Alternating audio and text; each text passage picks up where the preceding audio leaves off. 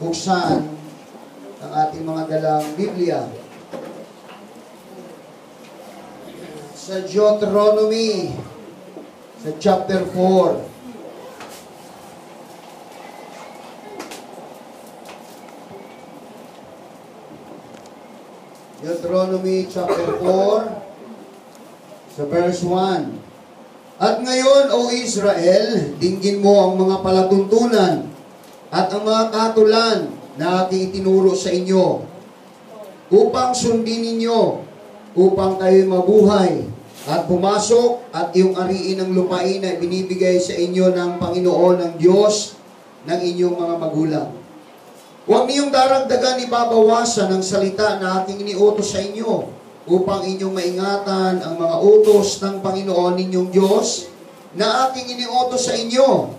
Nakita ng inyong mga mata ang ginawa ng Panginoon tungkol kay Baal-peor, sapagkat lahat ng mga tao na sumunod kay Baal-peor ay nilipol ng Panginoon mong Diyos sa gitna mo. Ngunit kayong umayon sa Panginoon ninyong Diyos, ay nangabubuhay pa ang bawat isa sa inyo sa araw na ito. Narito, aking tinuruan kayo ng mga palatuntunan at ng mga kahatulan na gaya ng iniutos sa akin ng Panginoon kong Diyos, upang inyong gawin gayon sa gitna ng lupain ng iyong pinaroroonan upang ariin. Ingatan nga ninyo at inyong isagawa, sapagkat ito ang inyong karunungan at ang inyong kaalaman sa paningin ng mga tao, na makakarinig ng mga palatuntunan ito at magsasabi, tunay na dakilang bansang ito ay isang pantas at maalam na bayan, sapagkat anong dakilang bansa nga ang may Diyos na napakalapit sa kanila na gaya ng Panginoon nating Diyos, kailan may tayo tumawag sa Kanya. At anong dakilang bansa nga ang may mga palatuntunan at mga katulang napakatuwid na gaya ng buong kautosang ito na ating inilagda sa harap ninyo sa araw na ito. Mag-ingat ka lamang sa iyong sarili at ingatan mo ang iyong kaluluwa na nakita ng iyong mga mata, at baka mga hiwalay sa iyong puso ang lahat ng araw ng iyong buhay, kundi iyong ipakilala sa iyong mga anak at sa mga anak ng iyong mga anak, yaong araw na ikaw ay tumayo sa harap ng Panginoon mong Diyos sa Horeb, nang sabihin sa akin ng Panginoon, papagpisanin mo sa akin ang bayan at aking iparirinig sa kanilang aking mga salita, upang sila mag-aral na matakot sa akin sa lahat ng araw ng kanilang ikabubuhay sa ibabaw ng lupa, at upang kanilang maituro sa kanilang mga anak. Praise the Lord, hallelujah. Dakilang Panginoon sa hapong ito, una sa lahat, Panginoon, kami po ay lumalapit sa iyo, Panginoon, sa kapatid namin ito, Panginoon, na mayroon pong karamdaman sa baga, Panginoon. Sister Cristuta, Sistoso, Panginoon. Dalangin po namin, ikaw ang Diyos na nagpapagaling, nagbibigay ng kalakasan. In Jesus' name. Dalangin namin, Ama, sa oras na ito, at inihiling po namin na nawa, ang iyong biyaya ay sumagana po, Panginoon, sa kanyang buhay. Ipuin mo po ang kanyang karamdaman sa kanyang katawan ngayon. Hallelujah, Lord. At kumilos ka, Panginoon, in the name of Jesus Christ. In the name of Jesus Christ. Hallelujah. Be healed right now. Ano bang uri ng karamdaman na yan? Alam ko ikaw ang Diyos na nagpapagaling, Panginoon, sa Kanya. Maraming salamat, dakilang Panginoon, sa hapon ito. Ama, dalangin din po namin ang mga salita mo ngayon na aming pag-aaralan. Itanim mo ito sa aming mga puso. Alam ko, ikaw po ang nagbigay nito. Ikaw po ang nagpahayag nito, Panginoon, sa iyong lingkod. Kaya ilagay mo ito sa aming mga puso, ang napakahalagang alituntunin ng pagsunod namin sa iyong mga salita. Ang pagkabigo namin sa pagsunod, Panginoon, sa iyong mga salita ay maging kabiguan din sa aming mga buhay. Maging kalungkutan, maging kaguluhan, Panginoon. Kaya, Ama, turuan mo kami na sumunod at mamuhay at mag-ingat sa tipan na iyong pinagkaloob sa amin, Panginoon. Una sa iyong mga magulang at hanggang sa ngayon, Panginoon, na kami ay nabubuhay sa araw na ito. Maraming salamat. Purihin ka at sumbahin ka sa mga bisita, sa mga baguhan. Ipaaninag mo ang mensahe ito, Panginoon, sa kanila ugad. Na tunay nga po na kung wala ka, wala po silang magagawa. Marami pong salamat. Purihin ka, tabunan mo ang lingkod ng iyong makapangyarihang dugo upang ang mensahe, Panginoon, ngayon ay tumimo sa aming mga puso. Patawarin mo kami kung meron man kami nagawang pagkakasala sa isip, sa salita, at sa gawa, Panginoon. Lord, Ikaw po ang lahat na nakakaalam ng lahat ng bagay sa aming buhay. Maraming salamat. Purihin ka. In the name of Jesus Christ. Amen. Amen. Amen. Amen. Hallelujah. Tayo po lahat ay mga kaupo na mga kapatid. Sabi ko nga mga kapatid ko, sa bawat pagsamba natin sa Panginoon, ina-acknowledge natin ang Panginoon, pinaparangalan natin ang Panginoon. Hallelujah.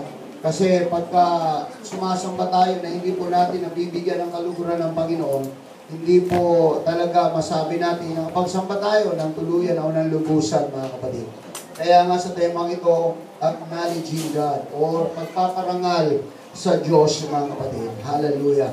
So dito, tinuturuan tayo ng Panginoon na hindi lamang ang Diyos ang ating ginagalang o nire-respeto, kundi maging ang mga nature or kalikasan ng Panginoon na kanyang itinuturo, mga kapatid, mula pa noon, hallelujah, sa bayan ng Israel, hanggang sa ating kasalukuyang panahon, mga kapatid ko. Sabi nga, mayroon po talagang madatna ng Panginoon sa araw na ito. Nung itinuro niya ang salitang yon, mayroon talagang madatna niya, maging sa araw na ito, na isang buhay na magsasabing totoo at ang salita ng Panginoon. Amen? Sino yung nadatnan, mga kapatid? Tayo. Tayo, mga kapatid ko, na nakakaalam ng salita ng Panginoon, tayo po yung nadatnan sa araw na ito na magdadala ng mga salita ng Panginoon para mabigyan ng kaluguran ng ating Panginoon. Bakit ganito ang nais ng Panginoon, mga kapatid? Dito kasi sa Gospel of Matthew, sa Book of Matthew chapter 9, verse 13, mga kapatid, some of the leaders of the religion na tinatawag na Pharisees and Sadducees, mga kapatid, lagi silang, ina-after nila palagi, or hinahangad nila palagi, na mabigyan nila ng pagpaparangal ang Diyos sa pamamagitan ng mga burnt offerings, sa mga inialay nila, mga kapatid. Hallelujah.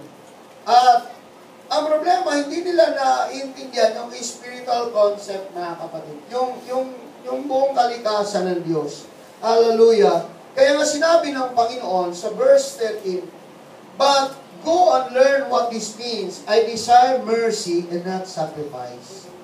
Ang inangad ng Panginoon, hindi sakripisyo, mga kapatid. Kasi, ang dami, mga kapatid, noon kasi, pag-uusapan natin ito, at matatakal talaga natin, mga kapatid ko, hallelujah, ang religion ng Pharisees and Sadducees, sila kasi, mga kapatid, every year, mga kapatid, Feast of the Lord, Feast of Tabernacle, malupit yan sila mag-offer, mga kapatid. Ha? Malupit sila mag-offer. Pumunta ka sa Saudi, ang nagkwento naman sa akin, yung bayaw ko, every Ramadan, pagkas nag-Ramadan na, ang lahat ng gamit nila, mga kapatid, sa bahay, nilalabas nila yun, pamimigay, mga magaganda pa, mga kapatid. Ganon sila mag-offer, mga kapatid. Pero, kung papansin mo, hindi yun ang design ng Panginoon. Yes. Ha? Mercy. Habag. Kasi, kung ang tao mga ito, nag-offer sa templo every year, Feast of Tabernacle, mga kapatid, gumagastos sila, millions of millions ang ginagastos, mga kapatid. Pero ang problema, walang habag. Pumapatay. Ha? Nang-rape. Diba? Mayroon nga kahapon, napanood ko, mga kapatid, isa na naman natin kababayan, na nagmakaawa, tulungan daw siya kasi minamaltrato siya ng kanyang amo. Hallelujah. Saudi, mga kapatid. Oh. Pero, pagkaramat ng mga kapatid, halos ilang buwan silang nasa simbahan, pagka kumain ang grabe. Ang bayaw ko nga doon, mga kapatid, nakakalibre sila pag Ramadan. Kasi pumapasok lang sila sa templo, kumain libre kasi ang daming pagkain. Grabe raw talaga ang pagkain. Yun kasi talaga, mga kapatid, kung mapasahin natin ang Bible, ang Israel, mga kapatid ko, ang mga Hudyo, mga Pharisees, mga Sadducees, ganon, mga kapatid. Pero sabi ng Panginoon, sabi niya, "For I desire mercy, not sacrifice, and acknowledging of God rather than burnt offerings." ang tinitingnan ng Panginoon, although nagbibigay sila, giver sila mga kapatid ng mga material na bagay, maganda naman yun. Pero ang nais ng Panginoon, bago mangyari yun, dapat meron ka rin pagpaparangal sa Diyos. Meron ka rin pagpapasalamat sa Diyos. I-acknowledge mo ang Diyos sa dakila. Pagka in-acknowledge mo kasi ang Diyos sa buhay mo, meron talagang mababago mga kapatid sa buhay mo. Meron bang umiibig sa Diyos na pumapatay? Diba? Meron bang umiibig sa Diyos na nangre-rape, mga kapatid? Pati lalaki, nire-rape, mga kapatid. Kaya mga lalaki, diba? Kaya nakita mo mga lalaki, mga kapatid, galing sa ibang bansa, nagpapabigote ng ganito, ganyan. At saka dito, mga kapatid, parang hindi sila ma-rape. Kasi mukha silang lalaki. Pag wala kang bigote, pating ka. Ay, ito to. Pumunta kayo roon. Ay, hindi ako nakapunta roon. Oh, kaya ang iba na lang, nagpapabigote na lang mga kapatid para hindi sila ma-rape ng kanilang kapwa lalaki, mga kapatid. Ay, yun yung kanilang karakter eh. Kasi sabi ng Panginoon, nag-offer kayo, nagbibigay kayo lahat kayo, matindi kayo magbigay, pero wala kayong habang. Wala kayong habang sa kapwa. Hallelujah. Wala kayong awa sa mga pinugutan. Diba? Amen. Amen. Oh, dahil lang daw sa reliyon. Yung ba yung reliyon ng Panginoon? Kaya nga mga kapatid, sa hapong ito, dapat natin maunawaan talaga yung mga kalikasan ng Diyos. Ano ba ang Diyos, mga kapatid? Hallelujah. Dito sa Deuteronomy, tinuruan ni Moses sa kanyang henerasyon kung paano rumispeto. Paano rumispeto, mga kapatid, ko sa kalikasan ng Diyos? Para makapasok daw sila sa lupang pangako, hindi lang pala mga kapatid, pagsamba natin, nandito tayo every Sunday, marunong talaga tayong rumispeto eh. Marami tayong iingatan, yung kalikasan Diyos, pagka nagsalita ka, kung hindi lang din maganda yung sasabihin mo, huwag mo lang sabihin. Pag-respeto raw yun, everybody say amen. Kung sa tingin mo nakakasakit yung sasabihin mo, huwag mo na lang salitain para hindi lang masaktan mga kapatid yung kapwa mo. Yun yung respeto. Yun yung pag-acknowledge sa Diyos because ikaw yung ambassador ni Kristo eh. Ikaw yung mayroong Diyos, mga kapatid, sa buhay mo. Everybody say amen. Amen. Kaya gusto ng Lord, sa lahat daw ng anggulo ng ating buhay, mapaparangalan natin ang Diyos. Amen. Yun yung importante, mga kapatid. Kasi pag napaparangalan natin ang Panginoon, mga kapatid ko, hallelujah, tandaan nyo, ang kanyang kapangyarihan, yun yan. Minsan di natin maintindihan. Minsan di natin maintindihan ang mga plano ng Diyos. Minsan, mga kapatid ko, naguguluhan tayo. Minsan sasabihin natin, Lord, fair ka ba talaga sa amin? Sa Bible, walang fair, mga kapatid. Pagka malupit siya, bakit malupit siya? Dahil sa mga taong malupit. Pagka mabuti siya dahil sa mga taong mabuti. Amen. Everybody say amen. Amen. Yan yung justice ng Diyos. Saan daw ang justisya?